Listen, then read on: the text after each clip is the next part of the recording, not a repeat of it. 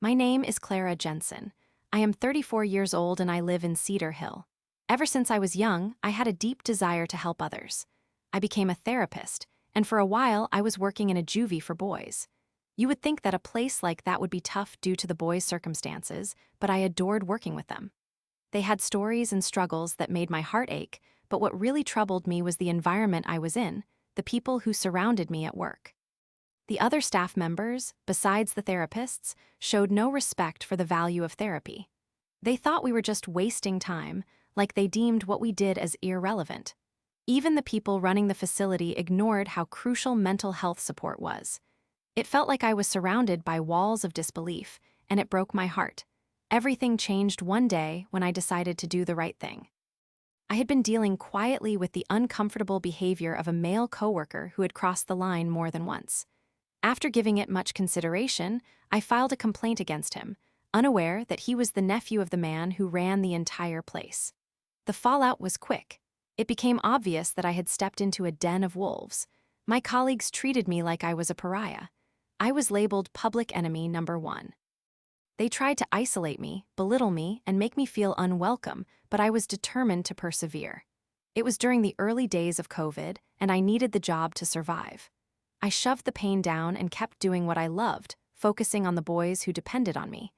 As I endured the tension, I began to realize that it was time to move on. At the end of June, I informed the head of therapists that I planned to leave at the end of July.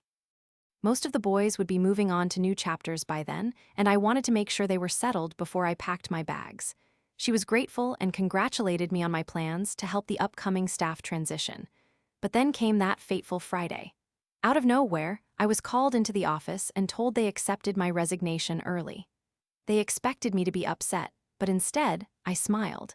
In that moment, an ember of vengeance flickered to life inside me. It was then that I realized silence could be my weapon, and I did not need to say a single word for my revenge. They had already packed up my things without allowing me to say goodbye to my boys, and while they thought they were prevailing, they had no idea that they were walking into a trap of their own making. You see, our IT guy was not the sharpest tool in the shed. He had been tasked with setting up a shared file system on each therapist's computer, but he failed to do so correctly on mine. I had warned him multiple times, but nothing changed. So, I had saved all my important files solely on my computer. They would need my password to access those files, and I never shared it with anyone. About a month later, I met with a few therapists who remained on staff for lunch. They seemed genuinely pleased to see me thriving outside the oppressive walls of that place. But as we chatted, I learned that my former head of therapy had taken over the extensive caseload that I had maintained and was so overwhelmed that she quit after just a few months. A stark contrast to my enduring 2+ years in that toxic environment. Their surprise at how things had unraveled was evident. Because they could not access my files, they had to rewrite a mound of paperwork, which led to chaos and frustration. Most of the good therapists, those who understood the importance of genuine care, departed. The department fell apart. All I could do was smile as I heard the growing whispers of their struggles. They even rehired a therapist who was notorious for being dreadful. The kind of therapist had no compassion for the kids and had made my life hell when I worked there. I had only suffered at her hands, but sweetly, life offered me a chance for more vengeance. As fate would have it, I noticed her husband liked to flirt with me over Facebook. His messages were harmless at first, filled with little hints that he may have been unhappy at home. Over a few weeks, I let it bubble up for my own enjoyment, and then, with all the grace of a puppet master, I captured moments of his advances and sent them right over to her. I never knew what came next between them, but I can only imagine their conversations were filled with tension and suspicion.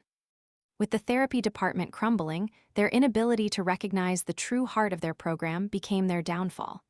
Most of their funding relied on us, the therapists, yet they bullied away the very people who made a difference. I watched as they slowly faded into chaos. It was the twisted joke of my life. The cycle of disrespect led to their unraveling, while I had risen, taking joy in my silence. In the end, my departure had monumental consequences, not just for me, but for a system that had lost its way. While I forged ahead, liberated and happy, they suffocated under the weight of their own ignorance. I learned that sometimes returning fire does not require shouting back. Instead, the quiet presence of a strong spirit is enough to tip the scales in my favor. Their downfall was a poetic reminder that belittling the vulnerable ultimately leads to one's own downfall, and the silence I embraced became the loudest lesson of them all.